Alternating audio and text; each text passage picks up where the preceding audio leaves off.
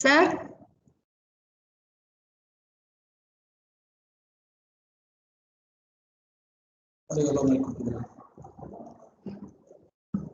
Sir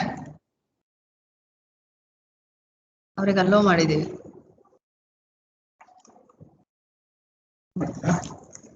ಅಲ್ಲಿ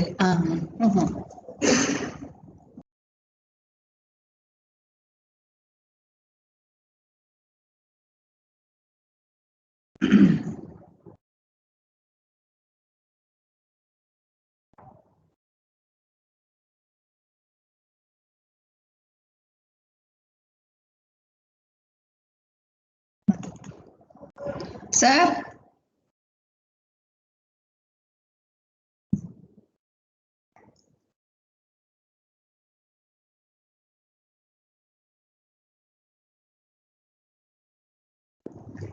ನೀವು join ಆಗಿದ್ದೀರಾ? ಹಲೋ ಸರ್ ಸರ್ ಅದೇ ಸರ್ ಆಮೇಲೆ ಪ್ರೆಸೆಂಟರ್ ಮಾಡ್ತೀವಿ ಸರ್. ನೀವು ಇವಾಗ ಏನ್ ಮಾಡ್ಬೇಕು ಗೊತ್ತಾ?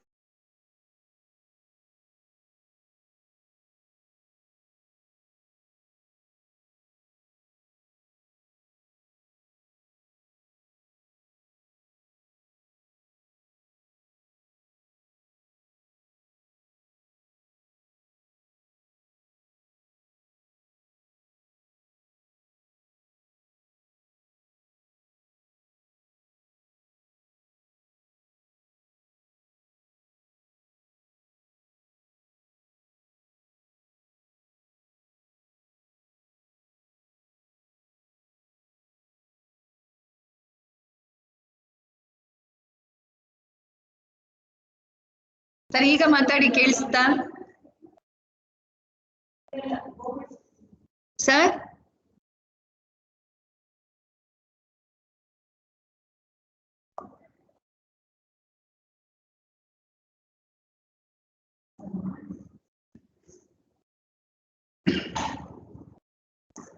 Sir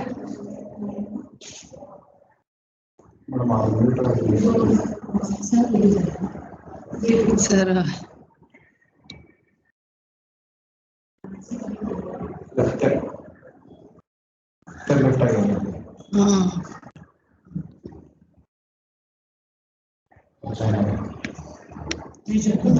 join ಆದ್ರಾ?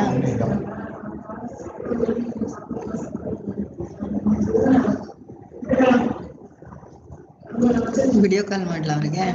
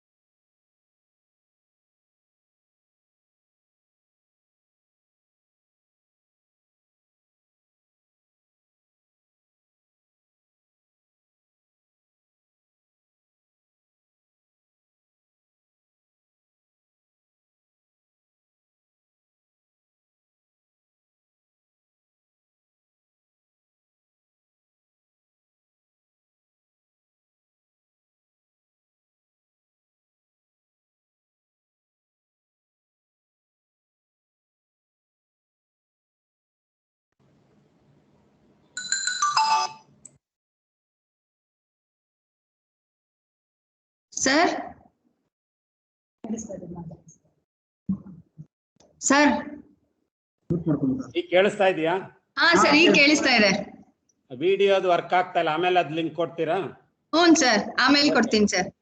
ಸರಿ, ಆಯ್ತು. Okay, thank you sir. Okay. Good afternoon to one and all present here. Without your involvement, you cannot succeed. With your involvement, you cannot fail. With this beautiful quote, I, N.V. Sushma, Assistant Professor, Department of Chemistry, welcome you all for third day of FDP on Recent Trends in Green Chemistry 2021. Now, I would like to introduce speaker of today's session, Dr. M. Pandurangappa sir, Professor, Department of Chemistry, Bangalore City University, Central College Campus, Bengaluru. Sir has obtained his BSc from SVC Anandpur, MSc from SVV Tirupati, MPhil from SVU Tirupati, B.Ed from Government College Kurnool, and PhD from IIT Madras. Sir has more than 35 years of teaching experience and 25 years of research experience. Sir has 18 months of postdoctoral experience from Oxford and IISc. His fields of specialization are analytical chemistry, electroanalytical chemistry, environmental analytical chemistry, electroanalysis, and chemically modified electrodes. Sir has more than 75 publications and 4 book chapters on carbon nanotubes application on electron devices, handbook of graphene science, synergistic effect of additives on electropositonic frameworks based electrochemical sensors for neurochemicals. Sir has 5 patents and his patent, world's first calibration free Sonova pH meter, has been commercialized and it is officially released in USA and Canada. Sir has attended more than 40 conferences. His awards and fellowships are with Best Research Publication Award 2011-12, Commonwealth Academic Fellowship by the Association of Commonwealth Universities, London of the year 2001-2002 to pursue postdoctoral research at Oxford University, Oxford, UK. Developing World Scholarship by Royal Society of Chemistry, London, Oxford University from April to June 2008. DST's SERC Visiting Fellowship, Indian Institute of Science, July to September 2010, Bangalore. MHRD Fellowship to pursue PhD program at IIT Madras for the year 1992 to 1996. Sir has visited abroad universities like Oxford University, UK, Imperial College of Science and Technology, London, Brickburg College, London University, Dublin City University, Dublin, National University of Ireland, Cork, and he has delivered invited talks both in abroad as well as in India. Sir has attended many national and international conferences. His projects are DST for 13.7 lakhs, UGC of 11.21 lakhs, DST of 19.62 lakhs, DST sub for 27.84 lakhs, and right now sir's ongoing project is on VGST Government of Karnataka for 16 lakhs. His research collaborations are with Professor Richard G. Compton, University of Oxford, UK, Professor S. Sampath, IISc IPC Bangalore, Professor Craig Banks, Manchester Metropolitan University, UK. Sir has guided for many PhD students, right? 8 PhD students have been already awarded and 1 thesis has submitted and 3 are in progress. With this brief introduction, I welcome Dr. M. Pandurangappa sir to take over the session. Sir, please take over the session, sir. Thank you. Thank you for introducing me to the audience and delegates. Sir, now we will make you as a presenter, sir. Yeah, sure. Sir,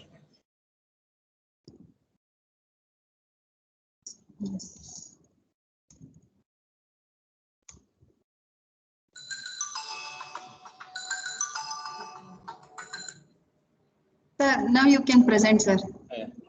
Hello, sir.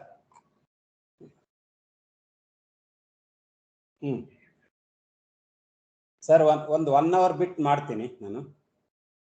Okay, meeting ಅಲ್ಲಿ ಇದ್ದೀನಿ. Okay.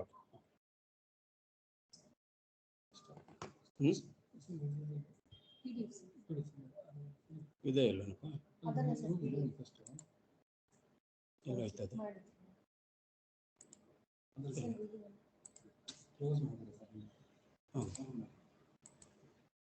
Click ಮಾಡಿ sir first ಹ್ಞೂ ಅವ್ರಿಗೆ show ಆಗಲ್ಲ sir ಆಗಲ್ವಾ minimise ಮಾಡಿ sir ಸ್ವಲ್ಪ ಹ್ಯಾಂಗ್ ಆಗುತ್ತೆ sir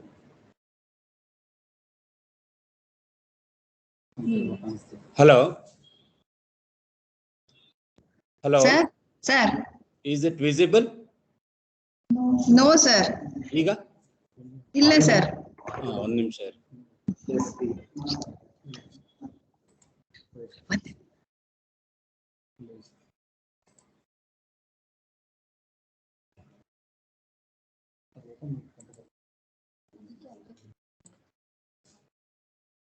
Is it visible now?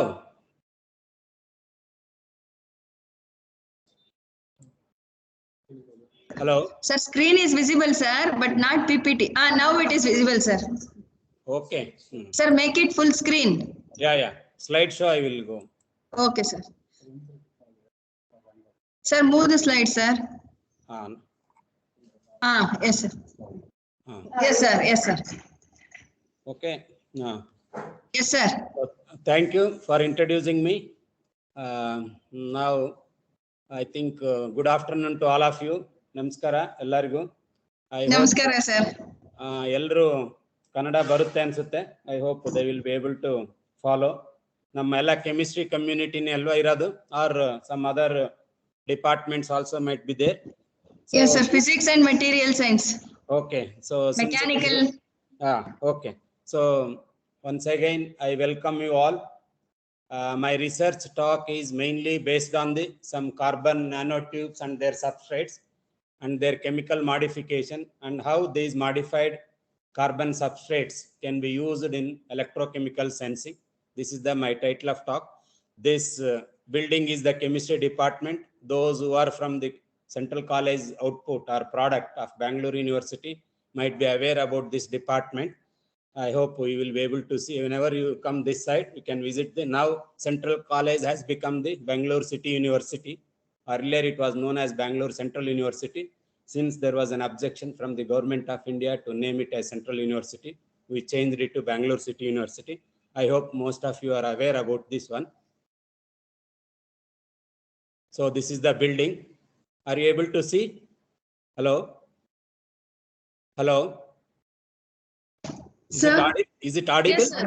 Audible, sir. Yeah, this is the chemistry block in Central College campus. I hope you are all familiar with this. At least 50% of you chemistry people might be knowing about this. So just my talk includes a brief few slides which are self-explanatory, how this environment gets contaminated or polluted. So look at these pictures. They are all self-explanatory. I'm not going to give any details. How this climate change, environmental pollution causes. These are all self-explanatory pictures. Look at the water pollution. The human activity or anthropological activity, and day by day, due to the science and technological advancement, we are using more and more new materials and discharging or diffusing into the atmosphere or the environment.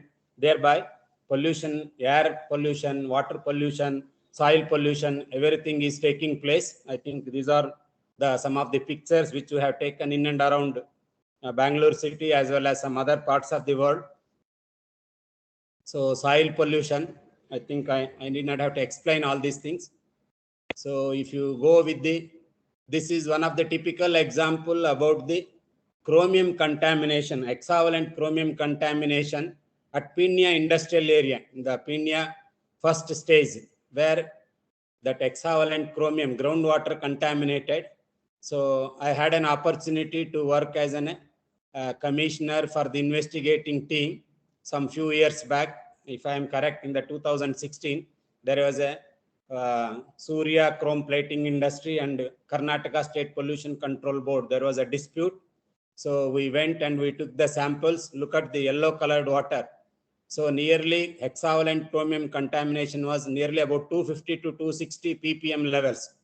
So it is highly toxic, entire about 5 to 10 square kilometers area in which the groundwater has been contaminated with chromium.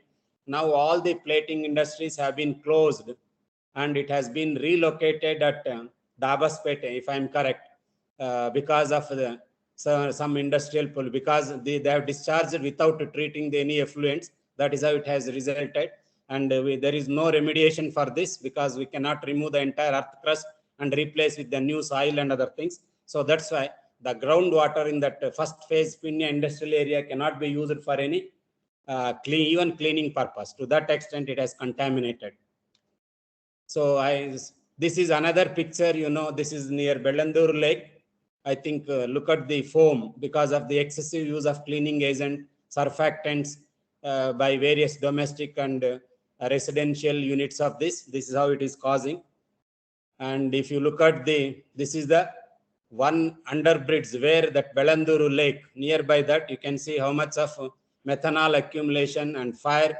I think this was a very, very familiar situation, and it was also highlighted in various international journals like Lake of Fire, Bellandur Lake, Clean Up Bangalore. Even till today, we have to renovate the entire that Bellandur Lake because of the excessive receiving of the cleaning agents, mainly surfactants, which is causing a lot of problems in that area. I think the National Green Tribunal of Delhi, which is having branch in Chennai, that has, I think, some rejuvenation of this lake has been entrusted to some agency. I think it's going on, but it may take its own time to entirely replace what all disadvantages, what all toxins that has been contaminated that lake. I think it may require several years. So these are the burning problems, both water pollution. Anyway, compared to Delhi, Bangalore air is somewhat clean. Whereas after Delhi, Bangalore is the second highest polluted city, mainly due to air pollution. Of course, water pollution is very severe due to a lot of lobbying in the Karnataka Pollution Control Board and other things. That's why no industry is following all the legislative measures that have been laid down by the government of Karnataka or government of India in treating the effluents and other things. So with this brief introduction, my talk goes about this outline with brief introduction and different types of carbon substrates and modification or functionalization strategies and these modified substrate materials, their characterization and fabrication of electrodes and their application study, some selective sensing strategies, and how our research work has led to the development of a commercial device, a calibration glass-free pH meter. This is the overall view of my talk. I am totally presenting my research work, which I started in way back 2001 with my postdoctoral work at Oxford University. That research work has led to the development of a world first calibration glass-free pH meter. So if you look at we have taken in our research work, we have taken diazonium salt reduction chemistry. The diazonium salts are well-known diazonium salts. This has been shown symbolically here. This diazonium salt undergoes homolytic cleavage in presence of hypophosphorus acid to form an aryl radical.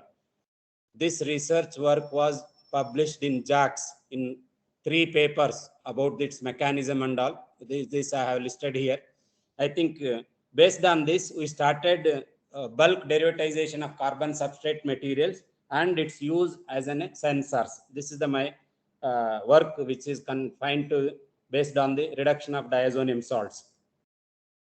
So why carbon electrodes? The carbon, it is earlier we used to have noble metals as an electrode materials like platinum, say silver, gold and other things, because they are called noble metals. They never undergoes any fouling or decay and other things. That's why if you look at in 1900 and other things, electrode means only metallic electrodes we were using. Then mercury drop has come into picture. Jarovsky, Czechoslovakian physical electrochemist who used dropping mercury electrode as an electrodic working surface. Until 60s, it has enjoyed. He got Nobel Prize, if I am correct, in 1959. So hanging mercury drop or dropping mercury electrode has become a very powerful tool for the electroanalytical analysis because of the advantage of whenever this mercury reacts with any metal, it used to form amalgam, remove that one.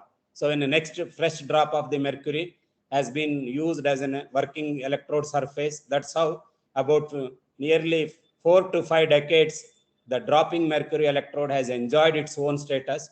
Due to the increased awareness of this mercury drop or mercury, slowly we abandoned the use of this mercury drop as an working electrode. Then the carbon electrodes have been introduced. So the carbon is inexpensive. It is highly stable, chemically stable. It has got rich surface chemistry because this carbon has got surface functional groups like hydroxy groups, alcohol, OH groups, COH groups, or quinonic groups and other things. That's why we call it as rich surface functionalized substrate material. And also it has got one wide potential window. We can work with carbon from plus 10 to minus 10 volts. That is one of the advantages of using a variety of forms of carbon substrates as an electrodic material. They are good conductors, mainly graphite, with low elasticity, density, and expansion. Since they possess substantial functional groups on the surface, we can modify them by removing a proton, and then we can anchor other indicator species and use very selective functionality for selective applications. So that's why carbon possesses very structural diversity and various forms. If you look at these various forms and its uses, so it is mainly used as adsorbent. I think if we call some 50 years back, we are all using carbon powder as our tooth powder. We use it to burn the coconut, that shell part, and we used to use that powder. I think at that time there was no problems. Now we have introduced Colgate and other toothpaste. Still there are a lot of problems and other things. Carbon has got such a good material for cleaning and other things. Even today, a part of these carbon materials have been added into the while manufacturing the toothpaste and other things. As a catalyst, as a lubricants, mainly graphite. Water filters, we always use a carbon filter. As membranes, as conductors, electrodes, and as sensors. So these are the various forms of carbon. I think earlier we know only diamond and graphite. Diamond is hardest material. Graphite is a very soft material which is used in pencils, graphite pencils. Each layer gets stuck on the paper, which gives an imprint about whatever that pencil. So even pencil, graphite pencil electrodes we are using for various sensing and modification purpose. So that's why if you look at this, graphite is widely used material apart from diamond. Diamond is the hardest material, whereas graphite is sp2 hybridization, diamond is sp3 hybridization, and we have amorphous carbon, we have carbon nanotubes, single-walled and multi-walled carbon nanotubes, glassy carbon electrodes, carbon fibers, carbon nanofibers, and also fullerenes or C60, or we call it as carbon buckyballs. So that's why variety of these structural diversity. That's why carbon is available in various forms. That's why the carbon material has been introduced as a working electrode material. Then slowly we switched over to the over conventional metallic electrodes. If you look at the why we should modify, what is the need, what is the necessary that we need to modify the electrode or the material on which the surface can be modified for our requirement, mainly to induce its analytical application for catalytic purpose and to impart a selective functional group on the surface of this carbon, and to get specificity means that particular group can bind with a selective target analyte molecule. It could be metallic species, it could be organic species, or it could be biological species, and also to get a high sensitivity, and also it makes fabrication easy. That's why we can fabricate, we can made very easily. That's why sensing material or working electrode can be designed, can be fabricated whatever the way that we required. That's why, because of these things, the modification facilitated, and by which we have modified the electrode for different application purpose. So as I earlier already given in the few pictures slides about the pollution. So my research focused on touching upon the quantification of toxic metal ions at ultra trace level. I am not concentrating on high concentration measurements. It is a very, very low concentration levels, mainly parts per million and parts per billion levels. That's why we thought we can develop some new protocols to quantify these toxic metal ions from the environmental samples. It could be air, it could be water, it could be industrial effluents, and so on. So if you look at this pollution, as already in the beginning slides have been given, air, water, soil, noise, but our focus is mainly air, water, soil. So in this talk, we are going to present a few sensing strategies or protocols to determine or quantify these metal ions at ppm and ppb levels. So what is the need for heavy metal ions? So mainly at ultra trace level measurements.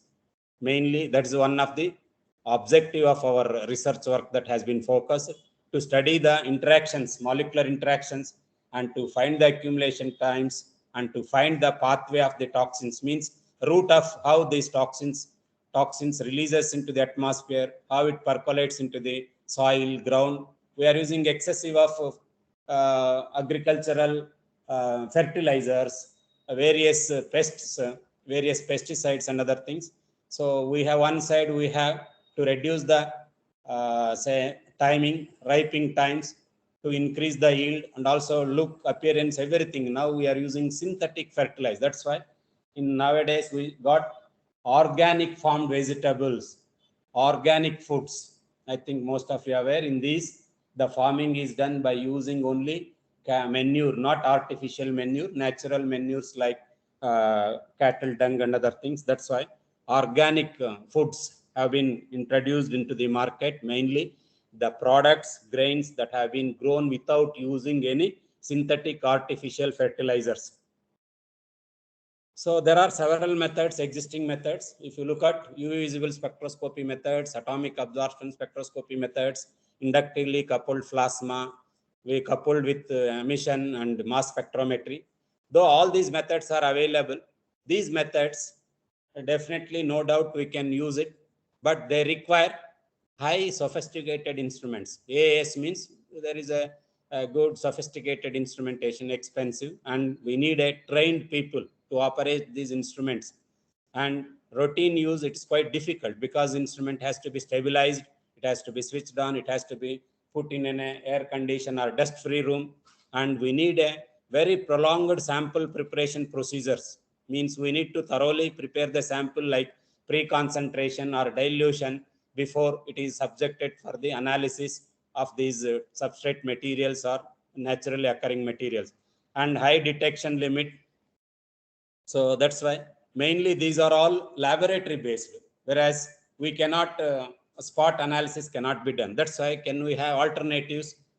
Yes. So we thought electrochemical methods can solve these problems. That's why we thought we can address these issues by developing certain protocols to measure or quantify these toxic metal ions, both cations as well as certain anions at a trace level. That's our objectives of in doing our research work. So these electrochemical sensors, they are simple, they are cost effective, they are clean and green. Now the entire society, entire global scientific community is focusing on the green methods, green technology. So that's why these methods are simple and clean, and they are green. That means no toxic substituent products are involved in this, and they are highly selective and as well as sensitive. Mainly these are applicable to field analysis, means on the spot itself we can analyze, and we can also achieve very low detection limits like femtomolar concentration levels by using electrochemical methods, mainly stripping methods, and very selective fabrication using fabricated electrodes, ion selective electrodes. That's why this kind, since these electrochemical sensors possess all these advantages, we thought of touching upon these electrochemical sensor through our research work. So this is the schematic representation of a chemical sensor. Look at here. So you have transducers, then you have a recognition layer. This is called modify or recognition element or modifying layer. And a suitable transducer on a substrate material, we modify. So these modifying molecule is selective to this target analyte, and these are the other interference which does not intervene in our measurement, in our analytical measurement. So whenever this target analyte comes into close contact with this modifying layer through covalent attachment, if you have and say for example you have an electron deficient metallic species, it can bind with the ligand, and this coordinate bond or binding can lead to generate a signal, analytical signal, both physico-chemical property change. That property with suitable transducer, that signal can be amplified and it can be processed, and signal intensity can be directly correlated to the concentration of the target analyte. So this is a basic nutshell of the how a chemical sensor works. Essentially, it consists of a substrate material on which a coating film or modified film, which is selective to the target analyte, which generates an analytical signal. The signal is amplified and it can be quantified. So the signal intensity is directly proportional to the target analyte concentration. This is how a chemical sensor scheme has been shown here. So this is only generalized, but again, it depends upon the various other factors. So this is a general schematic representation of a chemical sensor. Means a recognition element, target analyte, and transducer, which transforms the change in the physico-chemical property between the recognition element and the target analyte into an analytical signal. So this is the based on this, we thought we can use the for the sake of simplicity and clarification, I have taken a benzene molecule having in two adjacent carbon positions X and Y. So this X and Y are electron-rich species like OH and COH groups, or OH and NH group, or OH and NH2 groups, or whatever it is, where nitrogen and oxygen has got one or two lone pairs of electrons, which are electron-rich in nature. Whenever this metal ion comes into contact with this electron-rich species, it binds. I think this is shown on right side, and a binding between the arrow is shown from the XY to the towards M. This M is electron deficient and X and Y are electron rich species. So this binding facilitates in the generating an analytical signal which is quantifiable. That's why. So this scheme, for simplicity's sake, I have taken only benzene molecule with X and Y in the adjacent carbon atoms. X and Y are functional moieties which can bind with metal ion to generate a quantifiable analytical signal. So that's why these schematic representation of a binding between electron-rich and electron-deficient species has been utilized in our research work to develop or to bring out new protocols for the measurement of these metal ions. So we used these electrodes in different forms. So mainly the wet impregnation, simple mixing. Take your substrate and mix with indicator in the form of diffused state, that is solution state, mix it. Thoroughly you mix it. So that will get stuff on the surface, and then that can be used as a wet impregnation. It is also called physisorption. Then thin films. Then polymer wrapping. We use a polymer along with the indicator species and wrap it. Polymer is highly porous. So this polymer holds your indicator species on a substrate material. So that's why polymer wrapped thin films. Then carbon paste. In the carbon paste, we use a carbon substrate in the powder form and taken a binder and taken an indicator. We mix it in a mortar using mortar pestle, and this paste can be used. This carbon paste is now, it is one of the widely used modified electrode for a working electrode in the electroanalytical chemistry. Even in NIMHANS, we use a single small hole is made in our skull, and a single microelectrode has been implanted or inserted into the brain fluid, where we monitor the continuous secretion of the neurochemicals to understand, to study the order disorder function of your central nervous system. That's why carbon paste electrodes have been used as a microelectrodes in the various applications nowadays. Then covalently anchored. In the covalently anchored, carbon substrate along with the modifier, it covalent bond formation takes place. So that's why that will be a permanent. Once you bulk derivatize, so you can use that material as long as your working electrode material physically exists on the surface of a substrate. Then ball milled means grinding. This is a one simple technique, grinding in presence of substrate and indicator. You can grind it and you activate the carbon substrate materials and also indicator species, then functionalized carbon will result. Similarly, screen printed electrodes. These are use and throw type of strips. We are already using these strips in our glucometers, in the glucose sensing of our blood samples. So that's one of the very well first medical diagnosis kit that has been introduced. Now we need not have to go to a clinic or a doctor to check our blood glucose level. You can use these strips and use your instrument to find out how much of your fasting sugar or random sugar that you can. So here each slide is focused on how exactly we are able to do thin film. In the thin film modified electrodes, look at A, it is a bare electrode. Then we are putting a micro droplet of the solution containing your modifier or molecule or whatever it is. Then we dry it. So this B, thin film of modifier on the surface of electrode, means then solvent is removed or desolvated. Then C indicates the modified.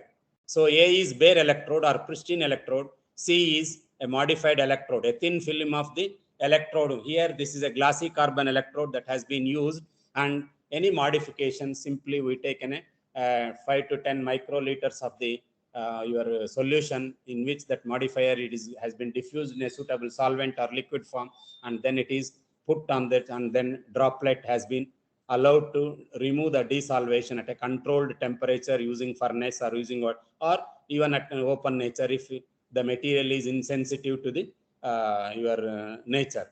If it is sensitive, we use in the glove box, means in absence or in under inert environment. So this is a polymer modified electrodes. We take the GCE stands for glassy carbon electrodes, then polymer solution. So this polymer holds this indicator species within a porous in nature.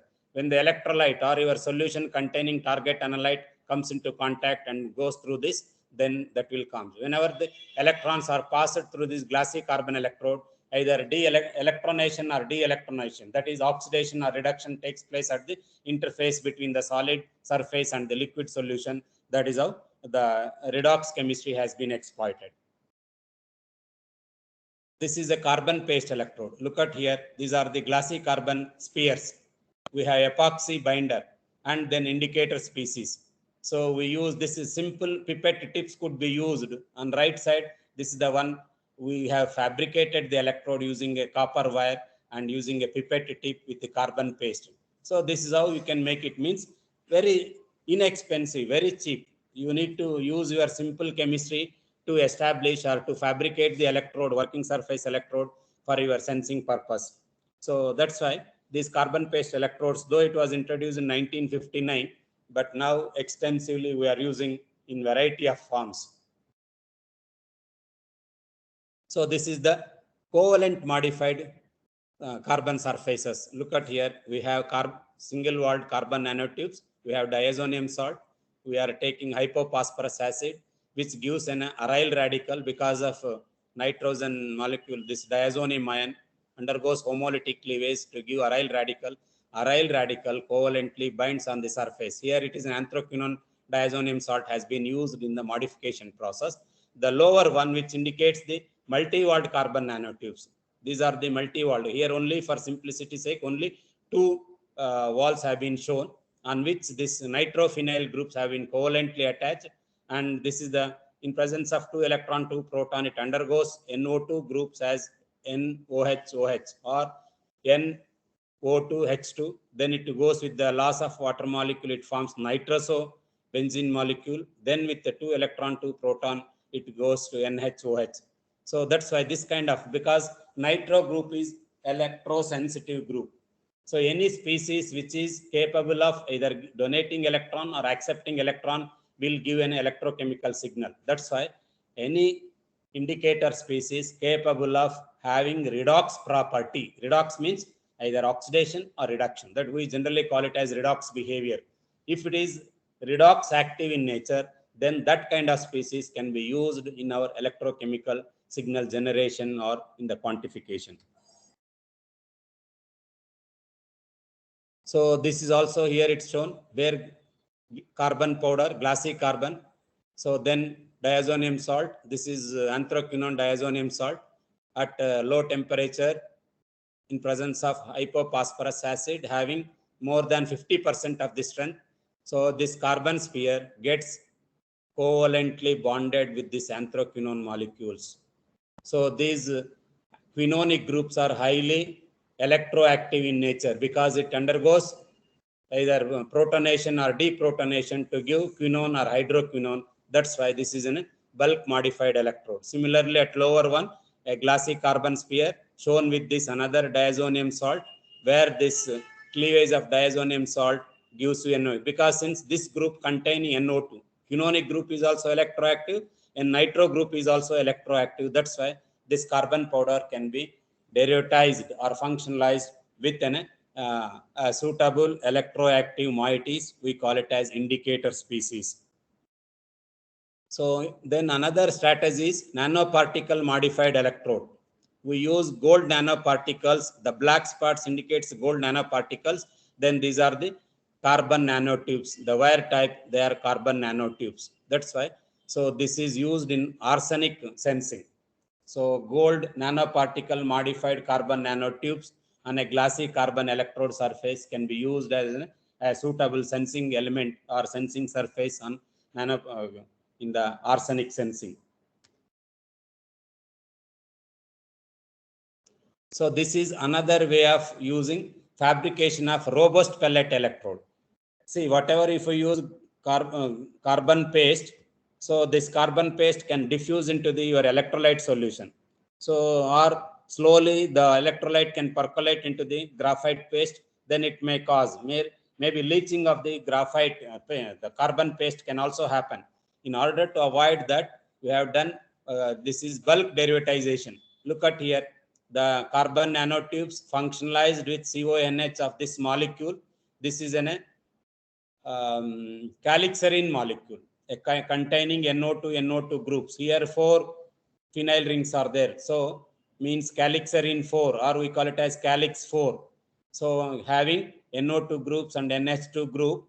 So when you use this molecule, so what we have functionalized the carbon nanotubes, compressed into pellet of 5 mm diameter, and we used silver conducting paste, and a copper wire is given connection between this pellet and this copper wire by putting silver conducting paste or even graphite conducting paste. It's commercially available in a suit of using Teflon tube casing, 8 mm diameter, and the pellet is 5 mm diameter. This is how the electrode can be fabricated, which we call it as robust pellet electrode. This electrode can be used as long as this 5 mm diameter pellet thickness of 5 mm or even 10 mm can be used. It can be used years together. Nothing happens because each time you are slicing one layer and you are removing, you are smoothing the electrode surface in your before analytical measurements. That's why this kind of bulk derivatized carbon powder based robust pellet electrodes can be used several years together, not 1 or 2 years, several years with same performance. That is one of the advantage of using this bulk derivatized pellet based electrodes. In another last strategy is use and throw type of electrodes, that is screen printed carbon electrodes. You can look here, this is the screen printed electrodes like your glucometer, where each strip once you are using, we are throwing. What is the advantage of this, sir? We need not have to clean the surface for further using. So screen one shot, use and throw type like our batteries, because normally surface cleaning, electrode surface cleaning is very difficult problem because adsorbed species may not go so easily. That's why they introduce the screen printed disposable screen printed electrode, very a small droplet of analyte could be used and the signal can be generated by giving. Look at the right side. It is in a voltammogram between current and potential where lead, copper and mercury, all the three can be simultaneously determined because your E off or your standard electrode potentials of the each element varies. Each ion, yeah, it is at a specified potential under specified electrolyte condition. That's why this kind of use and throw type of screen printed electrodes have been nowadays used, because in the atmospheric air you can use it and throw it, use another electrode, cost effective, and you can use a styrene film or you can use any paper. Even paper based screen printed electrodes have come now for gas sensing, for water sensing, or as an ion selective electrode. That's the reason nowadays people are focusing more and more use and throw type of these screen printed electrodes, because electrode cleaning avoids lot of time we need to spend cleaning the surface to remove the adsorbed species in the previous measurements and all. So there are several techniques that have been used in the characterization. So these are the techniques. X-ray photoelectron spectroscopy. Mainly by using this X-ray photoelectron spectroscopy, whether a substrate material is having a covalent bond, means chemical bond between the substrate and the your modifier molecule. That's why covalent anchoring or covalent bonding. Then FTIR, all of you are familiar that this infrared spectroscopy technique gives you about the functionality of modifier molecules. Is it OH or COH or NH group or any stretching frequencies of this modifier functionality, mainly function. That's a very basic characterization tool that we use whenever we have this organic functional moiety, we can find out. TZA, thermogrametric analysis. This gives you thermal stability of the modifier species.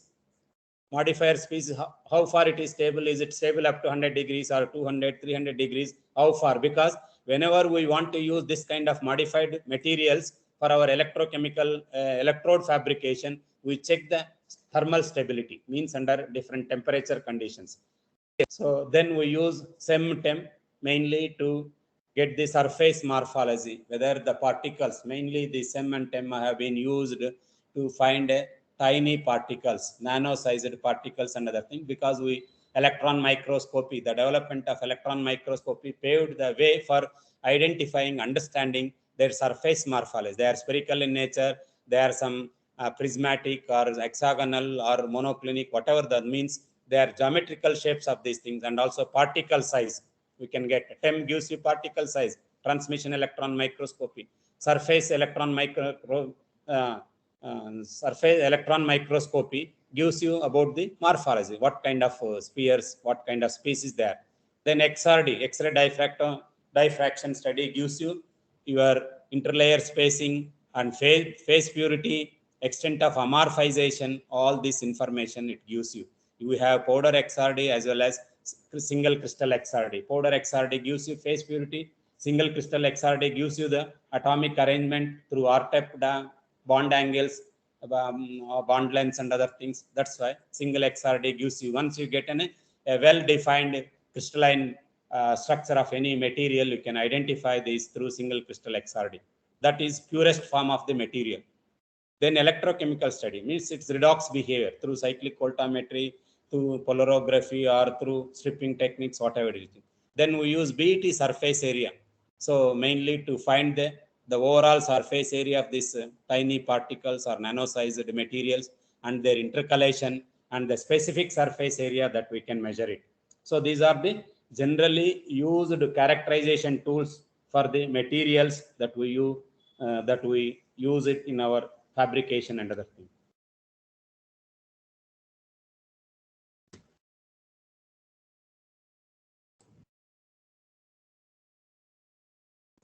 These look at here. These are the images of TEM images of these things. Look at the tremolite asbestos, and this is anthophyllite asbestos.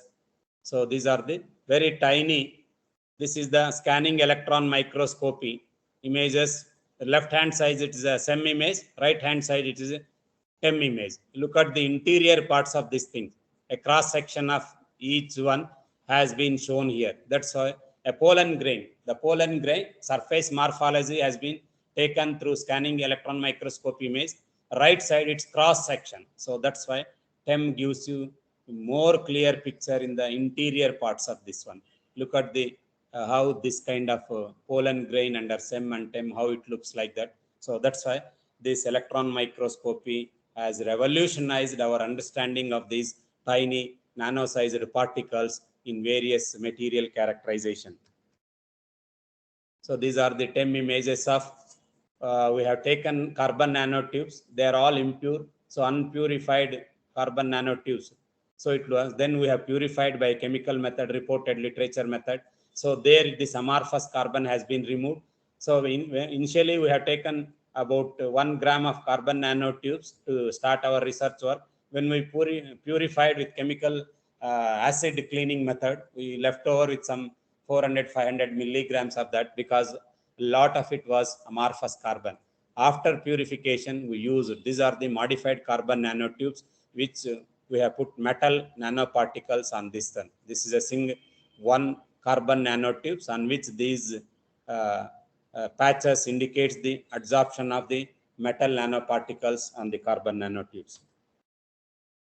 So this is, look at the scanning electron microscope images. Left hand side is a native carbon particles, and right hand side it is a modified one. Look at, if you look at overall size increased because we have stuffed the more and more functional groups on this. That's why the functionalized carbon powder, in which the average size has increased. We physically measured taking a few particles, and the average particle size has been calculated, and we published this journal in a suitable journal. This is also left hand side, it is an average particle size about 6.75 micron size. So this is 2.5 to 12.5, that is the manufacturer specification, whereas actual, after taking images we have measured average particle size is 6.75 micron, whereas right hand side after modification, means left hand side is pristine, right hand side after modification, the average particle size has been 10.65 micron. So that's a range. The whatever the lower one is given is range. The average is given here, 7.5 to 17.5 micron. So these kind of measurements, images through the SEM or TEM images facilitated in understanding before modification and after modification, so that nowadays without SEM and TEM, difficult to publish in any suitable journal, in a proper impact factor journal in any scientific publication. So look at here, XPS, X-ray photoelectron spectroscopy, gives you your binding energy values of each and every element that is present. That only gives you the covalently bonded materials. Bare glassy carbon, it's a C1s at 284.5 electron volts binding energy values. Core electron of carbon and oxygen core electron at 532.4 electron volts. So these values indicates bare gives modified, has given modified glassy carbon has increased this one, that indicates covalently these modifier molecules have been attached on the surface of the glassy carbon or a suitable substrate, carbon substrate. So this is the same images of bare, left hand side, right hand side modified. During modification, we cannot expect every particle will get modified. A few of them get modified. Even if we get 10 to 20% of the substrate material gets adsorbed or gets covalently modified with the indicator species, that will be enough. We cannot. Otherwise, we have to periodically repeat the modification process of the same material several times in order to enhance, which we call it as surface coverage. If the surface coverage we get 10 to 30%, that will sufficiently enough to fabricate the electrode and use it for application purpose. So similarly, we have modified using microwave assisted covalent modification. Here we have taken amino salicylic acid, a simple molecule like amino salicylic acid. So we have taken graphitic carbon, we have acidified, that is in presence of concentrated nitric acid in microwave. We induced the COH groups. There are already COH groups present on the carbon substrate. But by microwave acid digestion, we are inducing more and more COH groups. So these COH group induced graphitic carbon in presence of this aminosalicylic acid induces, and it covalently attaches on the CONH, on CCONH, and with this molecule. Here O contains two lone pair of electrons, nitrogen contains one lone pair of electrons. This CONH, or what we call it as amide bond. Amide bond is a good species, or say bidentate ligand, which can bind with the electron deficient species of metallic species. Similarly, OH and COH can also bind. This OH, in which H plus or proton can get knocked out and can bind with the metal ion of this OH as well as COO group of the COH. So with these modifications and characterization, our work focused on the sensing of or measurement of these metal ions like lead, cadmium, lead Pb2+, Cd2+, mercury, mainly mercuric Hg2+, arsenic 3, copper 2+, zinc 2+, and sulfide, and pH and nitrite. We have touched upon these metal ions as well as the inorganic species like sulfide or this nitrite in sensing applications. So here we are going to focus more on the certain sensing or quantification or measurement of these metal ions at ppm and ppb levels. So if you look at this toxic profile of heavy metal ions, so this is generally, I am not given individual element wise. These are the hearing loss, anemia, kidney failure, hypertension, neurological disorders, blood pressure, hindered growth. These are the toxic effects. So what are the sources of these metal ions? Mainly metallurgy, electroplating, mainly chromium, paints and pigments, fertilizers. In the fertilizers, we use a lot of these things, and industrial washings, industrial cleaning, and exhaust emissions, where we use various now in your exhaust pipe we are using cobalt impregnated this thing, where carbon monoxide and carbon can get completely oxidized and it releases only CO2, not C and CO, because this carbon soot and carbon monoxide deadly poisonous compared to carbon dioxide. So that's why your carburetors, where that means to convert the carbon and carbon monoxide into carbon dioxide, we use a different kind of catalytic materials, or we call it as catalytic converters. All your exhaust gases are pumped through these catalytic converters to have only CO2 emission, not C and CO. This C and CO is black soot or dense smoke, black smoke that it contains carbon soot and carbon monoxide, which are highly poisonous compared to your CO2. So that's why this is the from its source to final impact on human. Look at this is the chart, gives you how these contamination is causing impact on the human. Because of our increased style, we are using air conditioners, we are using automobiles, cars, and other things day by day. So that's why the growth of science and technology has led the comfortable enjoyment of life on this earth. That's why we are emitting, we are just discharging all the toxins into the atmosphere. That is, again, we are experimenting. Plastic has been invented with the Ziegler-Natta catalyst. So it has a revolutionary time. When Ziegler-Natta, they introduced this catalyst for the polymerization purpose. Now we are unable to overcome that plastic contamination. Look at everywhere plastic. I think we don't know how many more years that we need to introduce a biodegradable plastic and completely plastic-free society. Plastic-free environment, we have to have it, because it doesn't degrade. So these are the problems that we are witnessing, we are associating over a period of time. So that's why the threshold limit values of some of these toxic metal ions are listed in this table: lead, cadmium, mercury, copper, arsenic. Here all are divalent metal ions except arsenic. Arsenic 3 is because arsenic exists in a stable oxidation states of trivalent and pentavalent. These are the World Health Organization limits, and right side is Central Pollution Control Board, Delhi, CV. So the local, this Central Pollution Control Board, Bangalore, CPCB means Central Pollution Control Board, Bangalore, means prescribed by the Government of India. Lead 2+, World Health Organization is giving 10 ppb, whereas ours is 100 ppb. Similarly, mercury 2 and 10. We need to go in a long way to prescribe on par with World Health Organization prescribed limits. These are the maximum threshold limits that are prescribed in our drinking water. Similarly, other metal ions are also listed. These are the references that has been given from which this data has been taken. So look at since the prescribed limits are so low, we thought of modifying or developing some sensitive protocols in the lead cadmium analysis.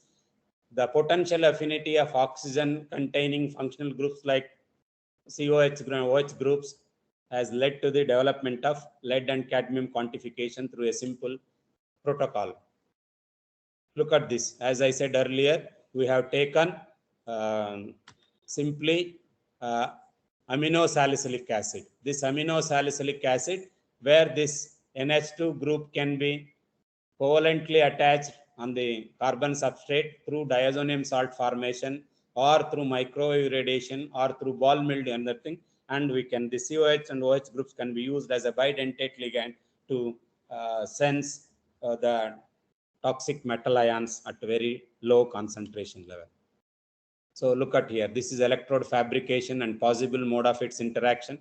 We have taken glassy carbon spheres on which we have covalently attached these species, and this M plus is, Mn plus is lead 2 plus and cadmium 2 plus.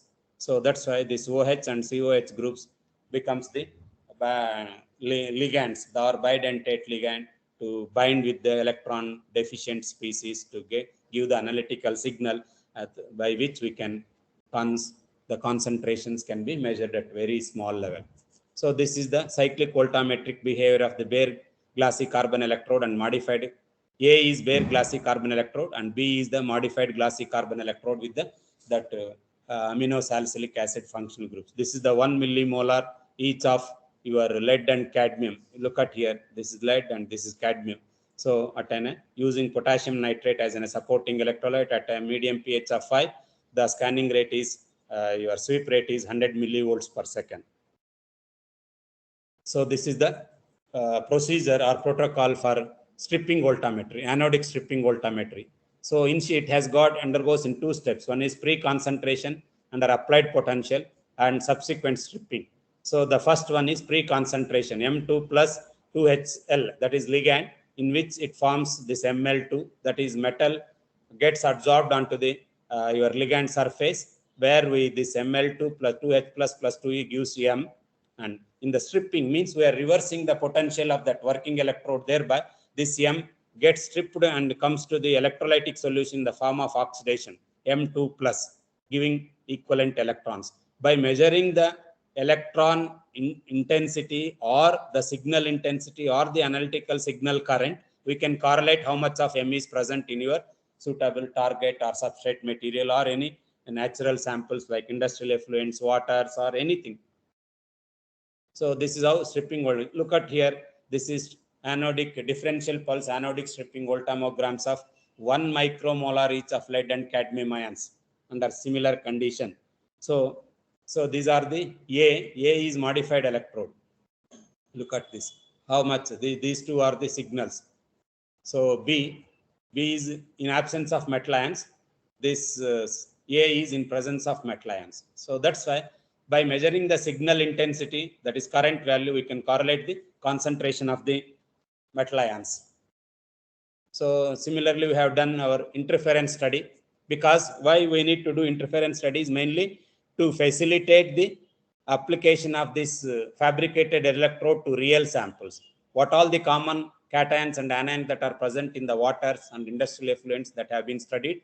So we go up to certain 1000 micromolar level, and some of them will interfere, some of them doesn't interfere. If some of the interfered ones, either we will overcome by adding some kind of masking and demasking agents or physical elimination by through extraction or whatever, some process. That means we study the interference effect mainly to facilitate our applied protocols can be applied to real sample analysis. So this is the application study by using aminosalicylic acid modified electrode, that is this A and B. that is lead and cadmium, originally present, means actually present. Then we spike with known concentration of lead and cadmium. We carry out the recovery studies. In all analytical measurements, actually how much of that metal ion present or these metallic species that are present. Then we deliberately add a known concentration and try to find out what is the total. Then it is called recovery studies. All the recovery studies, and we compare our results with the standard protocol. Here we use atomic absorption spectroscopic method. And so in our method, so this 8.99, in AS method 8.93, their percentage, recovery percentage has been studied. So we have taken sewer lines. The effluents samples were collected from different sewer lines within the city limits. So that's why these, in some of them, cadmium did not detect, only lead has detected. That's why whatever the method that we have developed has been validated by applying it to real samples and then comparing with the standard protocol after spiking with the known concentrations of the target analyte. So in the carbon paste electrode, we use binder because we need to take a carbon material and put a binder and then an indicator. This presence of binder may slow down the electrode kinetics, means the rate of electron transfer at the interface between the solid surface and the liquid surface. That's why we thought, why don't we avoid the use of binder? That is, we got bulk derivatization. So this kind of bulk derivatization, which facilitates in fabricating a robust pellet electrode where there is no binder. So it has got carbon substrate and indicator species.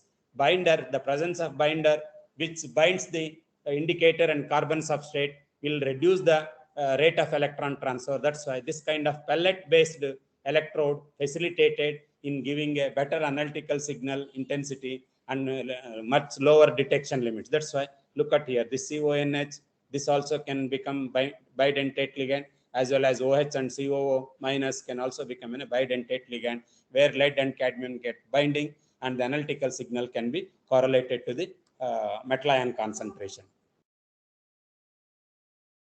So this is mercury 2 analysis. We used covalent bulk modification of graphite with mercaptobenzothiazole.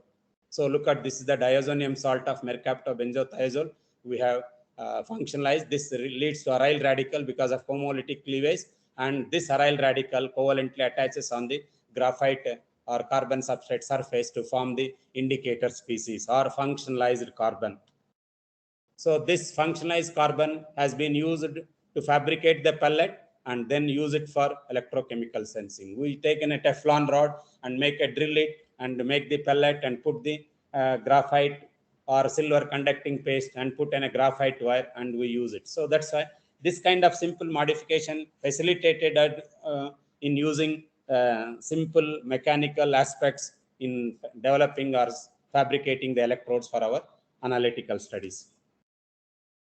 So this is the cyclic overlaid cyclic voltammograms at different pH conditions. So pH 2 facilitated in giving a better oxidative wave and reductive wave. This is the oxidative wave, this is the reductive wave. So that's why we can optimize all the experimental parameters like pH, then electrolyte, then its sweep potential and pre-concentration time and stripping time, all this pre-concentration time. Stripping we don't, because immediately it strips. So only pre-concentration time we optimize for various before we. So this is the overlaid cyclic voltammograms in presence of 5 millimolar of potassium ferricyanide, because ferricyanide and ferrocyanide is a good redox couple. We always use that any electrode, any fabricated electrode, if it gives a well-defined oxidative and reductive waves, that shows it is in a good sensing behavior. That's why the fabricated electrode is always verified in presence of ferricyanide, ferrocyanide, or any other suitable redox couple before it is applied to the other application study. So this is the stripping voltammograms of mercury 2 at modified electrode. Look at this. This peak current gives you the concentration of the mercury, that is mercuric species. This is the calibration. At different concentrations, the signal intensities are measured. The current versus concentration, it is plotted, calibration plot. So this calibration, the unknown is also with reference to the calibration plot, the unknown concentration from real samples have been analyzed and they have been established, and then it has been compared with the standard protocol results. we have got the picomolar level. Look at, this is the comparison table. You have gold, and these are the multi-walled carbon nanotubes, multi-walled carbon nanotubes, and DHP, gold nanoparticles, sulfur nanoporous, then chitosan, multi-walled carbon nanotubes, mercapto benzothiazole gold. So these are different methods. So here, this is the limit of detection. Same method, but we have got 0.1 picomolar. Now all other methods are nanomolar concentrations, but we have got picomolar, means 10 to the power of minus 12 molar concentration. Nano means 10 to the power of 9, minus 9. So that's why this kind of, we have got a very good sensitivity. Similarly, that has been used. Then we used multi-walled carbon nanotubes, and we have used this modified carbon nanotubes, and we fabricated into the pellet electrode with stripping, then this picomolar level. So this has been published in Electrochemistry Communications. Actually, this work has been highlighted in Nature India. So we thought of filing a patent, but since student did not continue to work in the lab because he got a job and he left my lab, and unless I make sure that the method has been reproducible and repeatable at very low concentration, I cannot. Unless I have a confidence of having reproducible and repeatable results at different time intervals, then only. That's why when the student left my lab, I cannot wait until new student comes, joins, giving training, and they have to understand that. That's why we published in a good journal with high impact factor journal of around 6, that Electrochemistry Communications. This was the Nature in India highlighted mercury sniffing carbon nanotubes. So this is again similar to one. We used fast violet B salt. This is another diazonium salt. We used multi-walled carbon nanotubes. We functionalized it, and we used it for mercury sensing. Look at here. This NHCO, that is your amide bond, binds with this CO, and this N, lone pair of electron nitrogen, binds with the Hg and then gives the analytical signal. So this is the application study. We used it for tap water, industrial lake waters, various plating industrial effluents, textile industrial effluent. So in tap water, we didn't get any detection, whereas in others, we have got 4.1, 15, 12.8, 16.4 picomolar levels.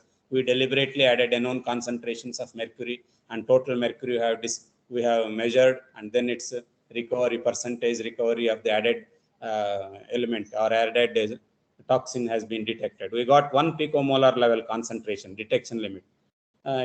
Getting such a low limit is possible because we use that kind of molecules, means specific, very specific modifier molecules have been covalently anchored on the substrate surface and use it in our electrode fabrication study. So this is arsenic analysis. We have taken glassy carbon electrode. We have modified with the graphene platinum nanocomposite, which acts as a very sensitive and selective sensor for arsenic 3 concentrations. Here, this is shown symbolic representation of the modified glassy carbon electrode and its arsenic sensing. So this is the particle size profile has been given. So where particle sizes of this, because we take the platinum chloroplatinic acid, and then we use the hydroxylamine as a reducing agent, and graphene is in a substrate on which this platinum nanoparticles. The average size of this is 4 nanometer. That's why particle size profile provided as a homogeneous distribution of the platinum nanoparticles on the graphene substrate, which selectively acts in your arsenic oxidation. So this is the application study we have done: polluted waters, borewell water, soil extract samples, tomato leaves and spinach leaves, where these are the nanomolar concentrations. We deliberately added, spiked with this with known concentrations, and total arsenic was measured, and its recovery was also calculated. So again, this is solvent-free ball milling approach we used.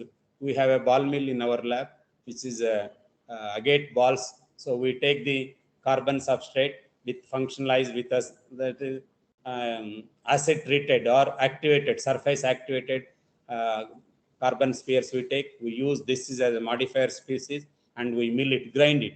After grinding, we get this kind of things: CONH, C6H4, CONH2. So here, both the CONH as well as the CONH2 facilitates in binding with the mercury. So this kind of modified carbon spheres with the selective functionality provided a good sensitivity in our mercury determination. Another modifying molecule that we focused is calixarenes. Calixarenes are, say, calyx 4-arene or cup-shaped or vase-shaped these molecules. We have upper rim and lower limb, where this lower rim and upper rim could be used even further anchoring process. So that's why these calixarene molecules are very good species for selective functionality, and even we can use this, whatever the size of this bucket can be used for soft interactions like size of your Na plus ion or Ca2 plus Ca 2 plus or anything that's soft. But we were not successful in studying that metal calixarene interactions, soft interactions. So that's why we have done only use of these calixarene molecules for the bulk derivatization of the carbon substrates further for the further application study. Synthesis of aminocalixarene. So we have we have followed the standard protocol procedure for synthesizing the this thing. We have done aminocalixarenes. Calixarene molecules we have taken. This is the established procedure we used. Then aminocalixarenes have been used to modify our carbon substrate materials. So like this, we have taken graphitic carbon. We have, in presence of nitric acid, we have done microirradiation to induce COH groups on the surface of the graphitic carbon. Then in presence of aminocalixarene, the microwave, very few minutes microirradiation facilitated and giving a surface functionalized graphitic carbon, so which we published in this journal. So this is the FTIR study, the functional groups and other things. I'll just skip this one. There is no. Then this is the overlaid cyclic voltammograms of cadmium and lead solutions.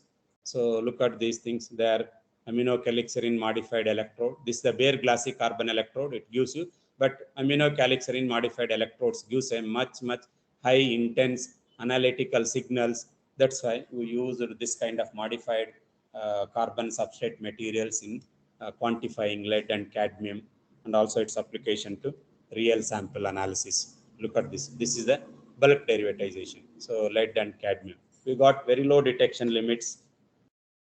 So these are the application study. We used battery effluents, wood alloy, wastewater of different types, and in which we measured and we compared with the results of standard protocol. So picomolar level detection we have got in this. So these are the comparison table with our already reported literature with the this method at the time when we published our work. We have got nanogram per liters. All are micrograms per liters, whereas here we got nanogram, means ppb levels of it. So that's why this kind of high sensitivity protocols have been developed in using this kind of modified electrodes or modified carbon substrate materials. It has been published in these carbon materials letters of Elsevier publications. So similarly, we have used this aminocalixarenes for bulk derivatization. Here we have got 2.4 nanomolar detection limit. So this is the overlaid cyclic voltammograms. This is the overlaid anodic stripping voltammetric behavior for mercury 2 using aminocalixarene modified carbon. So these are the application study. Various effluents, real samples have been analyzed and compared with the added mercury. So then chemically modified screen printed electrodes as disposable sensors, use and throw type of sensors, because there is no cleaning is involved here. Once use it and throw it. If we manufacture the screen printed electrode bulk, so they are always useful, cost effective and portable, one shot disposable and eco-friendly sensor, on-site detection. On the field itself, we can analyze it using a battery held electrochemical workstation, good reproducibility, low sample volume, a tiny droplet, about 5 to 10 microliter, very small droplet is enough as a sample volume. Very small time, instantaneously we can measure. Applied to range of variety of sample matrices of real samples. Look at this is the fabrication of screen printed carbon electrode. This is not our facility. We have taken the glassy carbon, this screen printed electrodes from Manchester Metropolitan University with collaboration. So one of my friend is faculty in Manchester Metropolitan University. When I was doing my postdoc, he was doing PhD at Oxford University. So that has led to some collaborative research. They supply the screen printed electrodes for us. we modify with suitable indicator species, then use it for our sensing purposes. So this is the, look at here, the bottom one is the screen printed electrode. So we have counter electrode, then we have working electrode, the middle one is working electrode, then reference electrode. So these are the soft or lithography, we call it as lithography or soft printing, where this base material is your styrene, say 4 mm styrene sheet, and then we used graphite ink as a conducting material, and a reference electrode, silver chloride electrode, and this working electrode. So they put a graphite screen printed electrodes. We further modify an this drop coating technique or drop casting or drop coating technique, and then we use it for our sensing study. So like this is how we connect it for on-field analysis. The left-hand side is the right way of connecting the crocodile clips to the 3 electrodes that we use in voltammetric studies. This is the wrong way, because so that small strip containing 3 electrodes, working electrode, reference electrode, and counter electrode, need to be connected like this. That's why this kind of very small crocodile clips can be put in a proper way to get the link and put a drop of your analyte solution or your any real sample, and then sense the analytical signal with the help of the battery held potentiometer or potentiostat or electrochemical station, whatever you call it as. So this is how the lead, mercury, and copper, all the 3 have been detected by using the screen printed carbon electrodes. For this overlaid cyclic voltammogram is for 1 millimolar of lead, cadmium, and mercury in 0.1 molar hydrochloric acid as an electrolyte at a scan rate of 50 millivolts per second. So look at here, this is the different concentrations, current potential relationship with the different concentration. These are the 3 calibration plots for lead, cadmium, and mercury, where R square is given 0.999, 0.985. This is the linear relationship between the current versus concentration of these things. These are the limit of detection, means 3 times of the your limit of detection is 3 times of standard deviation, or limit of quantification is 10 times of standard deviation. These are the given values. So this is the application study table, industrial effluents, wastewaters, battery effluents that we have taken. So we compared the results with the AAS protocol, and they are quite comparable. They are in good agreement with the of our proposed method results with the standard method results. So these are the various methods that have been listed in the literature. This is the electrode and metal ion that have been quantified, and this we have got in. So whatever these in the present method, we have got wide linearity and deposition times. So that's why good limit of detections that we have got with so this is how screen printed electrodes. Look at here. So screen printing is in a simplified process now. If we manufacture bulk, these disposable electrodes works out to be cheaper. So we have used this calixarenes and metal oxides, composites we have used. In this calixarene metal oxide we used, and this is the lead and cadmium analysis we have done it. Similarly, look at this powder XRD of this composite, and this is the TEM images. Look at these spheres, more or less they are in spherical in shape, and these are the amorphous carbon. So sometimes that is so that's why it looks black. Then we analyze it with the FTIR and TZA. So this is the lead and cadmium analysis by overlaid cyclic voltammograms of the calixarene and manganese oxide, the composite material. So this is we have got 7 and 10 nanomolar for lead and 2 cadmium, and these are the calibration plots. So this is the application study. So for wastewater samples. So similarly, we have used oxathia calixarenes, where oxygen and NO2 and NN. So this NO2 is electroactive. So that's why this kind of material, oxathia calixarene, can be covalently attached on the carbon substrate, fabricate electrode, and use that electrode in sensing low concentrations of the metal ions. So that's why we have functionalized this kind of material on multi-walled carbon nanotubes. So these so we have taken multi-walled carbon nanotubes, induced more and more COH groups on this, and in presence of this, either through ball milling approach or through covalent modification procedure, we have modified the carbon substrate, used it for in our electrode fabrication for application. This is how we have done. Whatever it's shown is here, shown here in the robust pellet electrode. So look at here. This is all characterization study, different stretching frequencies of the calixarine molecule that has been anchored. Similarly, zinc ions have been quantified using cerium oxide nanoparticles, modified glassy carbon.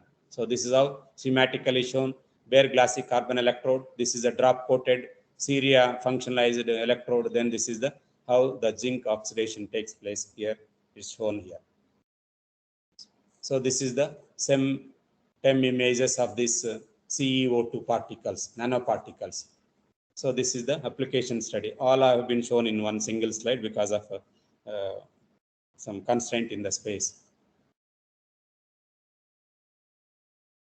So this is similarly, we have done some hydrogen sulfide or sulfide analysis. These are the toxic effects. It causes all these impact or unconsciousness, whatever it is, sources, natural, anthropogenic, paper industries, waste treatment, effluents and all these things. Then, so we, or any species that containing SH groups, thiol or sulfide groups that are present. So hydrogen sulfide, cysteine, homocysteine, all these things have been analyzed by this. So in this method, we have taken DPPD, diphenyl paraphenylene diamine. So this is the redox behavior of the DPPD, just the simple wet impregnation method, adsorbed method. This is how it gives analytical signal. Similarly, so this DPPD, diphenyl paraphenylene diamine adsorbed carbon substrate through just simple mixing or physisorption facilitates in developing a simple protocol or sensing strategy of the sulfide. Initially, desorption of DPPD molecules from modified carbon spheres, oxidation of DPPD molecules, adduct formation with sulfide, then redox behavior of the adduct facilitates in the analytical signal. So look at here. So this gives you, this is the physisorbed DPPD physisorbed carbon species. So this is the desorption takes place in first step. So in the second step, it undergoes redox. It forms this adduct formation. This adduct gives you, in presence of H2S, it gives adduct, that is SH. This adduct redox facilitates in generating the analytical signal. So that's why this is the oxidation reduction behavior of this facilitates in the analytical signal. This has been provided very good sensing protocol for the sulfide or any SH containing species. Here we have compared sulfide, cysteine, homocysteine, glutathione. These are the linear ranges, sensitivity. These are the number of determination, limits of detections. So that's why simple DPPD stuffed carbon substrate material can be used in for this modified electrode. Similarly, pH measurement. pH is widely used parameter in industry, laboratory, chemical industry, effluent treatment, and even food packaging industry also. So if you all of you are familiar, this is the first acidimeter which was introduced in 1936 for pH measurement to record the pH. It's called acidimeter, which was developed by Arnold Beckman.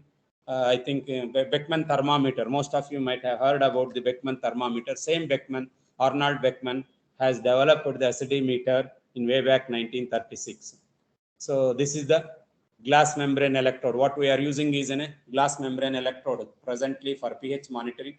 It is mainly, this is the principle where your H plus ion of internal standard solution and external solution fixed. Concentration of internal solution is fixed, external is variable. That's why.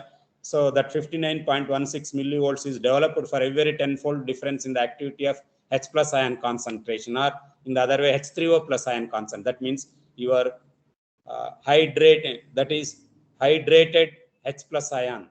So that's why for every pH unit, this is the equation. That glass membrane electrode is shown here. So that's why we thought we can develop some kind of pH sensing using two modified carbon species. So this is the DPPD modified carbon. Similarly, anthraquinone, because so these quinonic groups are highly electroactive in nature. That's why using these two molecules, the sensing could be. So this is the redox behavior of the anthraquinone carbon. Similarly, this is the redox behavior of the DPPD molecule.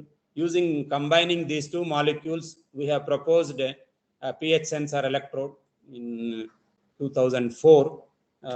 This is how it should look like that, but actually this came out like this. So look at here. This is a Senova PHIT scanner. So this is the small container in which a solution is kept. This is the sensing surface, means cartridge. This is the head, so which is very well commercialized. Look at here. This is how it works. This is the sensing surface, means cartridge. So it gives you signal in presence of hydronium ions or more and more H3O plus ions. It gives pH at 7, whereas in less number of H plus ions, means in the alkaline medium, it gives signal at pH 10. This is how. That's why the depending upon the hydronium ions or H plus ions, it gives a signal. So this is shown. This is actually this carbon substrate has been anchored with DPPD and anthraquinone and ferrocene molecules.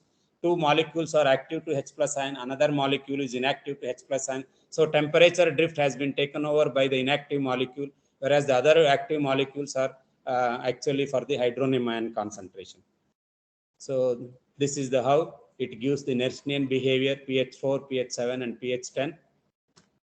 So this is the actually available. So whatever we have filed patent in 2004, we have got granted in 2005.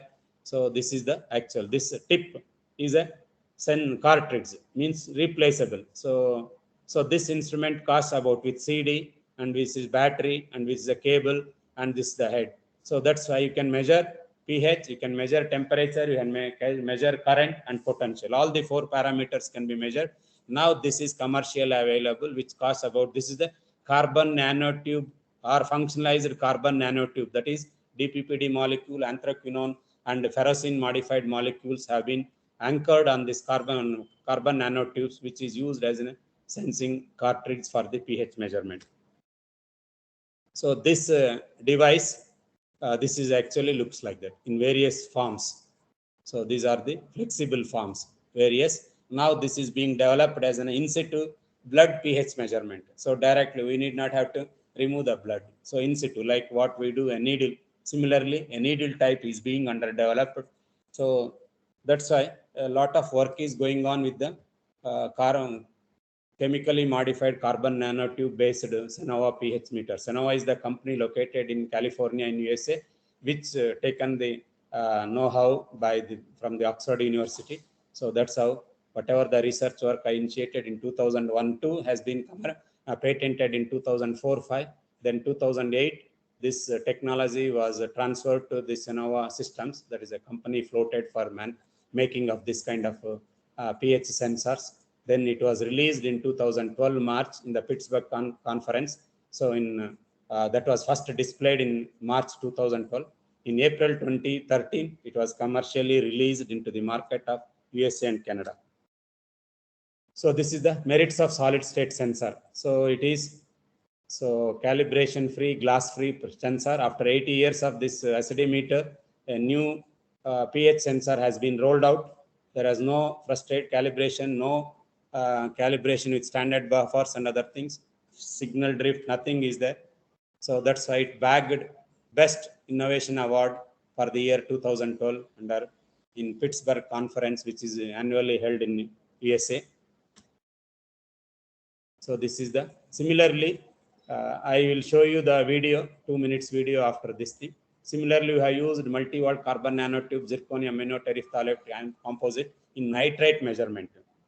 So this is how these are the SEM images of zirconium amino terephthalate crystals, multi-watt carbon nanotube. This is the composite.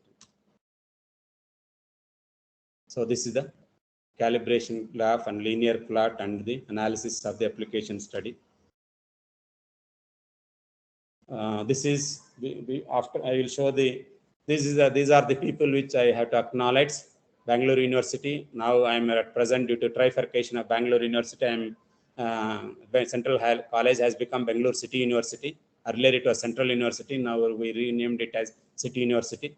All my research scholars, all PhD students, and Professor Richard Compton, under whom I worked as a postdoc in 2001 and 2, as well as in 2008 under Commonwealth Research Fellowship and Royal Society of Chemistry Fellowship.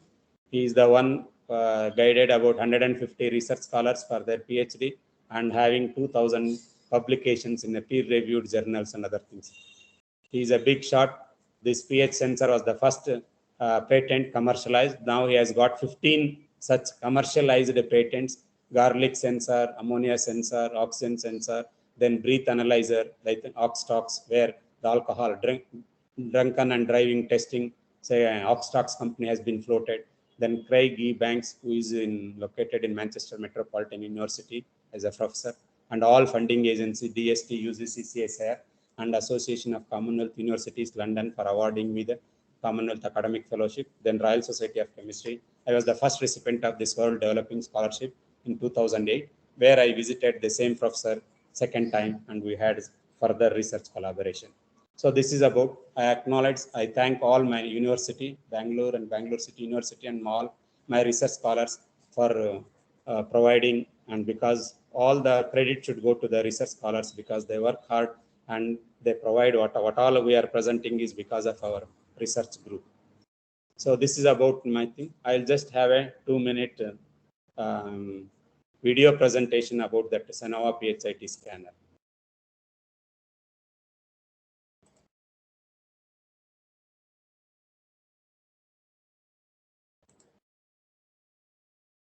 ಇದು ಹೇಗಮ್ಮ ಇದು ಮಾಡೋದು?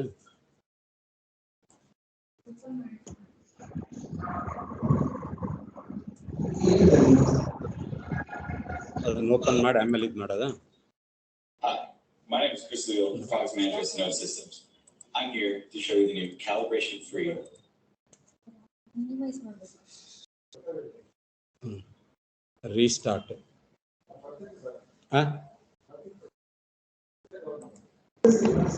Sir video ಬರ್ತಾ ಇತ್ತು sir. ಹೌದಾ? ಒಂದು ನಿಮಿಷ restart ಮಾಡ್ತೀನಿ. ಇದನ್ನ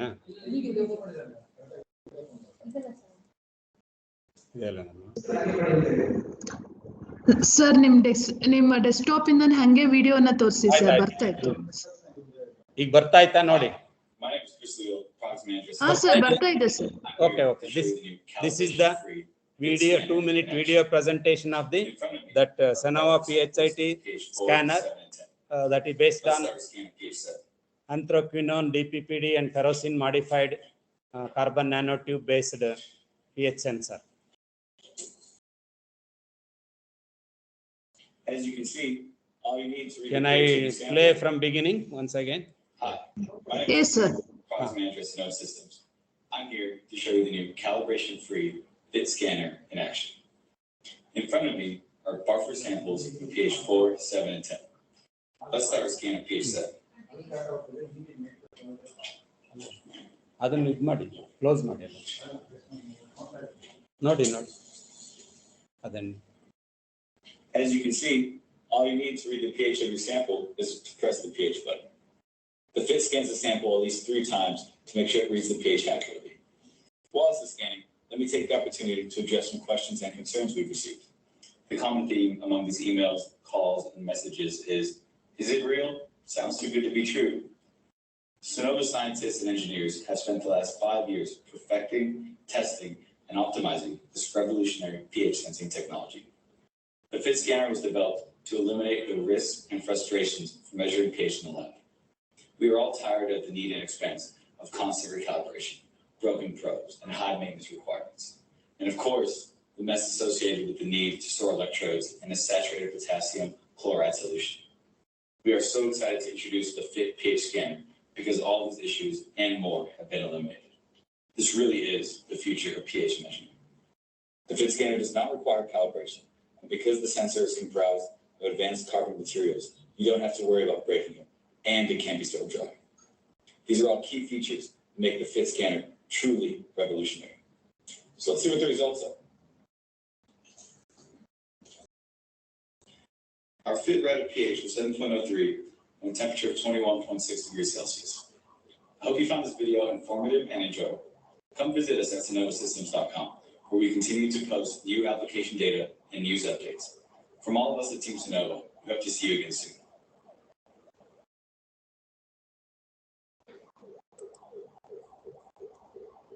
Hello. Yes, sir. Now that's over. I thank you once again, all of you, all the delegates, all the faculty, all any other members of the who have attended this session. So I once again thank you all your patient listening. Now it is open for discussion. Any questions, any clarifications, you can ask. Yes. So dear participants, any questions, please put it in the chat box. I hope you have understood my talk. Yes, sir. All have understood, it seems, sir. There were no queries, sir. Fine. If any query that is required, you just mail me to mpranga@yahoo.com or mprangachem@gmail.com, or you search Google, you will get my email ID and other thing, and you can. Sir, in the chat box, we are receiving that it was very good presentation, very informative, everything like that, sir. So, but no queries. No queries, sir. I see. So they have clearly understood. Yes, sir. How Yes, many sir. have attended? Sir, 54 participants have attended, sir. Okay, very good. So you have understood, Shubha? Yes, sir. Shubha or Sushma? Who is speaking? Yeah, Sushma is speaking, sir. Sushma. So Have you understood? That is more. Yes, sir. important. Yes, sir. So this is the overall research work in a nutshell, that what we are doing at present. We also do some kind of ECST program where MOFs, molecular organic frameworks, we are using for the electrochemical sensing and other things. So the patented work has been commercialized, no, sir? Yeah, commercialized. I am getting money every year from the Oxford University. I have an. So what was the cost of that, sir? So that Sonova PHIT sensor give about $1,650. It's very expensive. Okay. Because Okay, our okay. pH meter, where Helico or whatever Systronics models cost about 15,000, whereas this is very expensive, costs about 90,000 or nearly closer to 1 lakh, because it's about 80 to 90,000. That's why unless we reduce the cost, may not be possible. Even I didn't get I told them that give one. They said only at appropriate time they will give, but it is you have to import it. It's not available in locally. Okay, sir. Okay, So, sir. it is a carbon nanotubes are expensive. That's why Yes, sir. the cost of it. Now they are introducing for blood in situ blood pH measurement. Maybe in future they are going for variety of these. Okay, sir. Yes, sir. Thank you very much, sir, for your informative on modification of electrodes and its application in electrochemical sensors. I thank this opportunity to thank today's speaker, Dr. M. Pandurangappa, sir, for considering our request to spend your valuable time and share your knowledge with our participants. Thank you very much, sir. Okay, if any clarification required, ask them, send them to my mail ID so that they can write. If at all. Yes, sir. We are giving them your mail ID in the chat box, sir. So they will go for it, sir. So is Sir, there as I any told- evaluation of the delegates, like giving some questionnaire and their multiple choice questions and other things? Is there any such kind of evaluation? Evaluation, it's not like that, sir. It's just a simple feedback form, sir. That's it. Okay. Normally, in any of this kind, we give some questions with multiple answers. There, the students or delegates need to answer their small questionnaire based on all the topics. Sir, at the end of the FDP, we are giving, sir. Yeah. No, if you need any questions, you can write to me by mail. I will send the questions. Yes, sir. Yes, sure, sir. We will be doing, sir. Okay. Sir, as a token of appreciation, we are presenting an e-certificate on behalf of management, principal, dean and director, organizing committee. Please accept it, sir. Hereby I am sharing, sir. Yeah, thank you. You can Yes, send sir. it to my mail. Okay. Yes, sir. We will be sending the same thing to your mail, sir. Okay. So thank you very much, sir. Thank you very much for spending with us, sir. Okay, right, Amma. Thank you. Thank you, sir. Thank you so much, sir. Thank you, Manjunath. Thank you so much for accepting our invitation, sir. You are busy with some NEP program. Yes, sir. Yesterday I You are went starting a BSc honors program in your college. yes, sir. From this year only we are starting. ಬೇರೆ ಕಾಲೇಜ್ನವ್ರು ಎಲ್ಲಿ ಹೋಗ್ಬೇಕಪ್ಪ? Around 76 college start ಮಾಡಿದ್ದಾರೆ, sir. ಅದೇಪ್ಪ, this is the major setback for the other degree colleges. If engineering colleges starts BSc honors program, ಯಾಕಂದ್ರೆ you have infrastructure. I think giving permission to VTU, Yes, it will be a blow for small colleges where these colleges doesn't survive. You have all infrastructure, building, faculty and other things. You are yes, sir. all the opportunities of this degree college you are grabbing. He is going to engineering institution now. A decrease in the number of engineering intake, you are compensating with this BSc honors program anta ansutte nange. Maybe, sir, by considering that all aspects only our VC has been take this initiation since this is the first time they are going to launch the BSc honors in the around 76 engineering institutions, sir.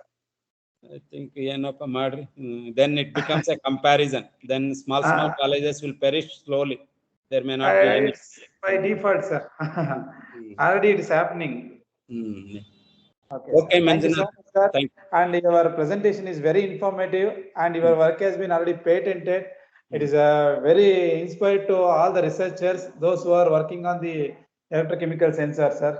Thank you so much. Even ourselves in our department also, all the faculty were very much interested to work on the same field, sir. If we need any requirements or suggestions from your end, we will ask you, sir, for the collaborations and all. Thank you so much, sir. Okay. Thank you. You are welcome to any help that you need. Okay. Thank you, sir. Okay. Thank you, sir. Sir, Shubha, sir, thank you. Thank you, ಅಮ್ಮ. Thank you, ಶುಭ. ಬಂದ್ರೆ ಈ ಕಡೆ ಬಂದ್ರೆ ಬನ್ನಿ. ನಾನು working days ಬರ್ತೀನಿ sir. ಯಾವಾಗ? Okay. Thank you. Thank you, sir.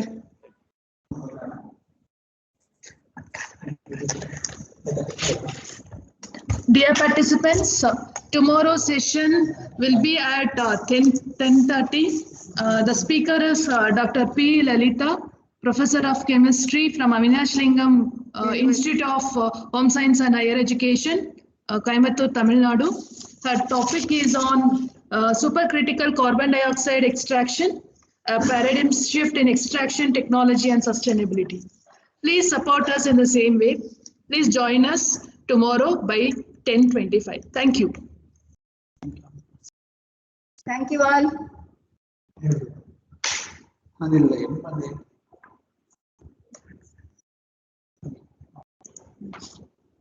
Video